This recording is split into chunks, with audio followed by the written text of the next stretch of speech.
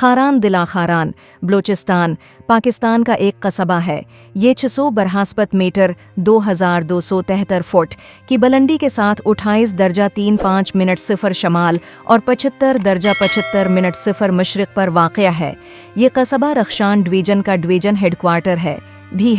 इसमें बहुत से बलूच कबीले आबाद हैं। साबिक़ वफाकी शरई अदालत और बलूचिस्तान हाई कोर्ट के चीफ जस्टिस मोहम्मद नौर मुस्कानज़ई का ताल्लुक़ इसी कस्बे से है। अनीस उठा रहे कि पाकिस्तान की मरदम है।